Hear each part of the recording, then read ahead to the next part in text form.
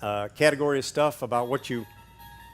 Welcome to the twilight zone of antifreeze. Antifreeze compatibility. Okay? Antifreeze compatibility has been a big thing. Well, I've addressed it a few different times, and we talk about it. Particularly a problem back when people were packing their antifreezes with loads of silicate and their own proprietary additives. The kinds of things that can happen: one, the additives can drop out. They react together. They both decide to become some sort of a gel or something like that. They end up dropping out completely your system, and now you don't have additives giving you the right amount of protection. You can have additives interference, where the additives react with each other. They may not drop out, but they kind of bind each other up. And again, they're not doing their job with the protection. And then there's additive dilution. You get just, this additive was supposed to do the job at 100%, or this one is doing that same job at 100%, but now you got them each in there at 50%. Neither one's going to do an effective job. Okay? You can also end up with what I call the reactions with contaminants. Much like he said, he referenced, there's stuff in these systems that are old and built up, okay, that have become part of the machine, and frequently people would change brands. The new brand would go in there and wake up all this stuff, clean it up, resolubilize some things, give the impression that this antifreeze I just started using was incompatible with this antifreeze. Okay? It's not a true incompatibility, but it did happen because it was reacting with byproducts that were left by the original antifreeze. So that's what I mean by reactions with contaminants. And you do have to be aware of that kind of stuff. And I referenced this earlier, that conventionals and OATs used to have a real problem playing well together. Okay? Very highly incompatible, led to a lot of confusions, and led to additive dilution. They work by two different mechanisms, right? So if you had 50% of your conventional and 50% OAT all mixed together, now you only have half the nitrite level that you need for your nitrite protection on your liner, or you have only half the level of your OAT protection, and as a result, your liner doesn't get protected fully. Okay, you only have two different additives working at half the job. So that's that problem with those, and that's what led to the development of these hybrid oats, these formulations. Okay, here's some, this I'm going to be repeating a little bit of what I said and answering some of these questions about compatibility. If you've got a well-maintained system, if you have a relatively new system, you want to keep extended life coolants or oats at least at 75% in the level. They will tolerate, and I mentioned earlier, they tolerate dilution reasonably well. So if you can keep it 75% or better, you're in good shape. You're good for your 1,000,000 miles of coolant life. Okay. If your conventional level that you mixed it in there by accident gets over 25%, right? If you go over that threshold, you don't have to dump the whole thing out, at least not right away, but you should think of it now as being a conventional. Okay, it's going to have that kind of time frame, that kind of life. Okay, you're going to want to be feeding it some nitrites. Okay, that's the story. As long as your system is already up and running and a well-maintained or newer system.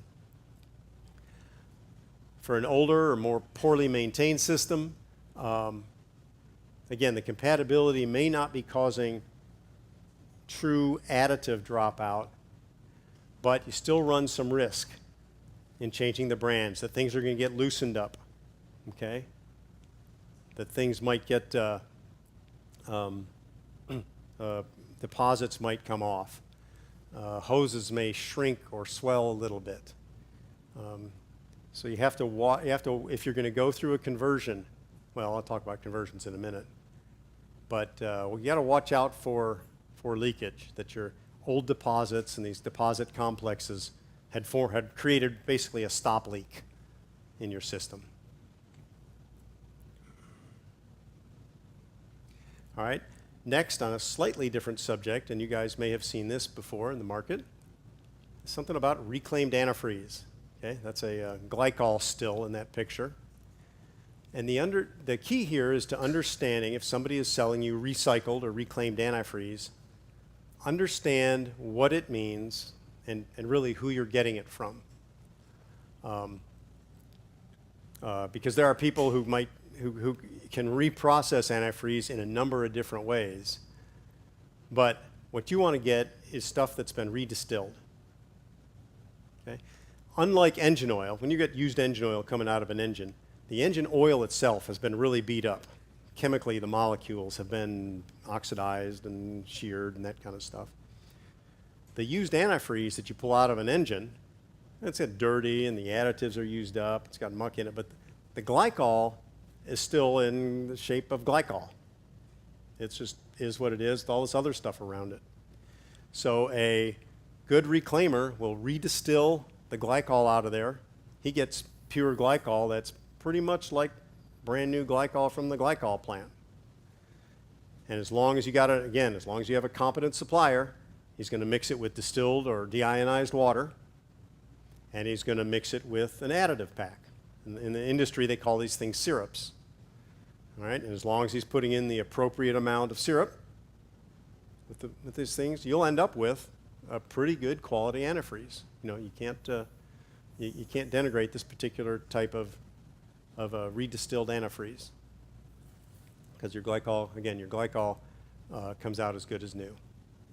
All right, so don't be afraid of properly redistilled antifreeze, but you do need to have a competent, reliable supplier who's not only doing the job right, but, for instance, packaging it into clean drums.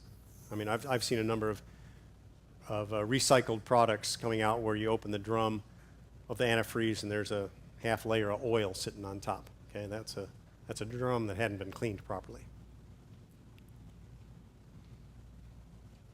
All right.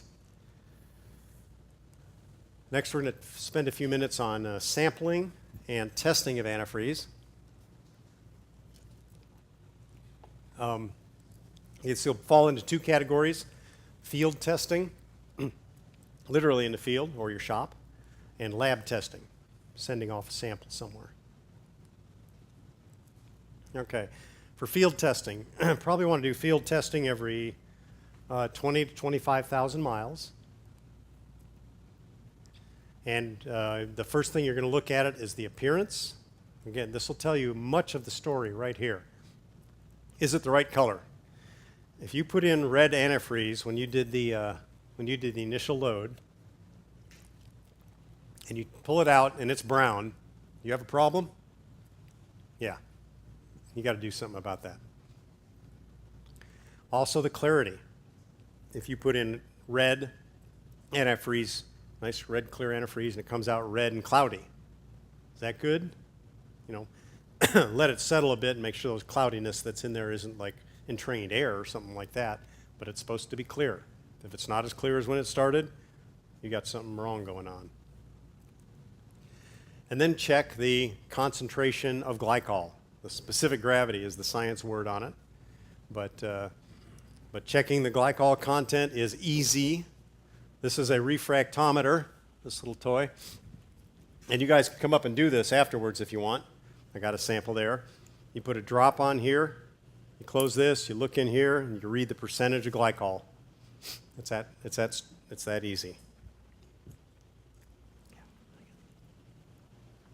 All right. The other measurements we can make are pH. Okay, that gives you an idea of some contaminants as well as the water chemistry behind your antifreeze. Nitrites and your pH and nitrites and OAT level are all shown with, are all measured with dipsticks in the field, and get you close enough, get you pretty reasonable numbers to know if your nitrite level is correct. Are you in the right range?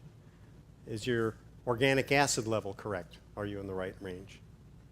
So that's pretty straightforward.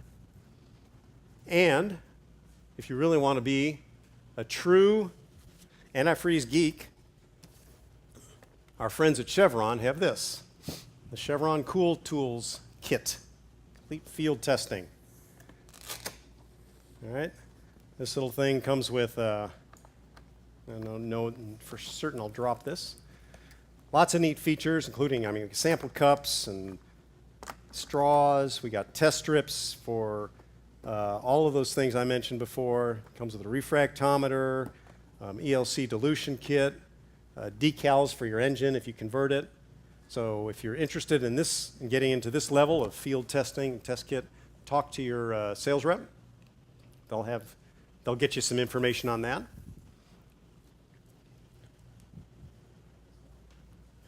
Then we can also take samples from our antifreeze, from our radiator, and run them off to the lab. The two labs that we deal with here in town, Empire Cat Lab and Lab 1, both do antifreeze testing, and it's pretty straightforward. It's really the same kinds of tests the field test gives you, but it's more accurate. And they're using lab equipment instead of test strips in most of these cases to measure the glycol, the nitrites, pH, reserve alkalinity, and they also run it through their spectrophotometers, so you get metals, an idea if you have any metals and the right kind of chemistries from that. You can tell contaminants from that as well. All right, so that's an option if you're interested in doing it, or maybe some of you guys do. If your testing tells you that your glycol concentration is off, either you got too much glycol in there or too little, you can go about adjusting that using one of these concentration charts. This is a typical concentration chart if it shows that you're under-concentrated, so you need to get more glycol in there to get better freeze protection. And it gives you the details on how much, depending on your system size, drain out 5 gallons of what's in there and put in 5 gallons of 50-50, or drain 2.5 gallons out of antifreeze and put in 2.5 gallons of concentrate and to bring you back up to where you're supposed to be. Okay, so these charts are pretty commonly found. And if you've been hearing me talk now about the world of conventionals versus OATs, it's pretty clear that I'm not maintaining a neutral position about which antifreeze is best. I am a big fan of OATs. And if you're interested in converting conventional to OATs, there's some things to learn about that. We'll go over that in a couple of slides. You may not need to dump and flush it. Now there are certain advantages to dumping and flushing, and that is, one, you do get all of the silicates out of there, and you do get some other, it gives you a chance to get contaminants out, get things cleaned out once again. So I'm not saying don't dump and flush. But there may be reasons why you can't or don't want to, or the economics are really bad for doing that. So there are conversion kits available. We sell antifreeze from two suppliers, from Chevron and from Old World Industries, which are the same people who have the Peak brand on the automotive side. And Chevron has a product called Fleet Fix. And Fleet Fix is an additive you can put in to convert. And Old World has a product called Final Charge Converter. Okay? Final Charge, by the way, does mention that they only recommend vehicles with 300,000 or less miles use this conversion method. Anything more than that, they're recommending the dump and flush. And the procedure for using these things is pretty straightforward.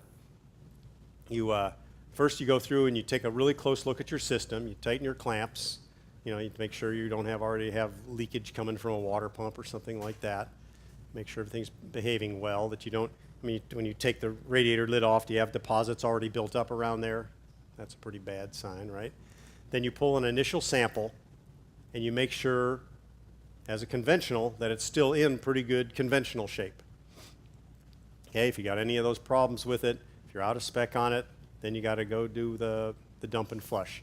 You're not going to revive bad conventional to turn it into an oat with these kinds of systems.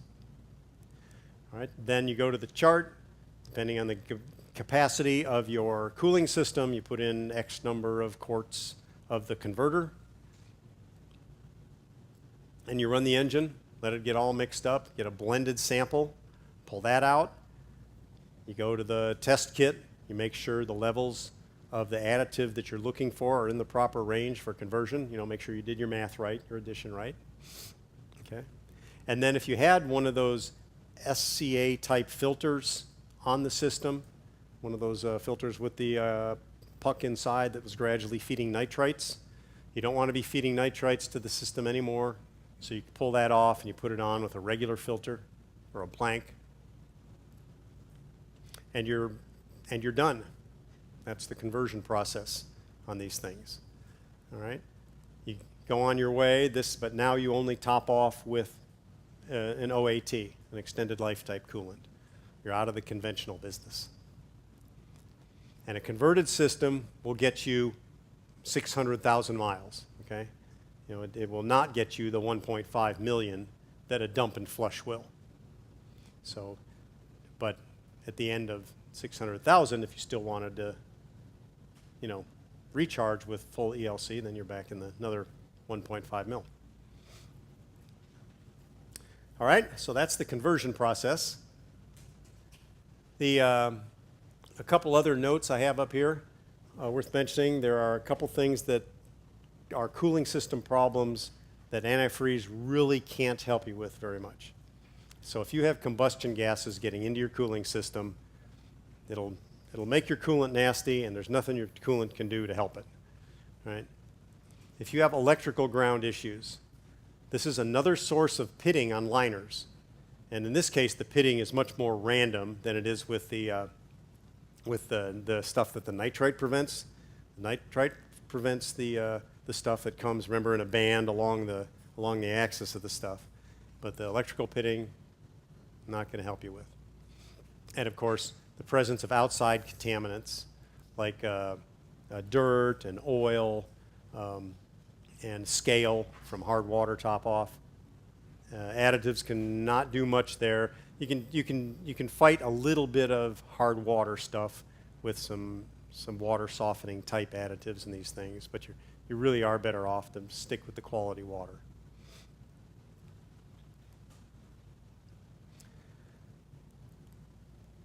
All right, that's it for the antifreeze stuff. Any antifreeze questions at this point? Or did I confuse you? Because we will now go into DEF. What I'm going to show next is a very brief video from our DEF supplier, from the people at Peak and Blue DEF. This does a really good job about the very basics of DEF and has animation about what goes on within the engine and the exhaust system with it, which I thought was a clearer explanation than what I could do verbally. So let's watch this a second.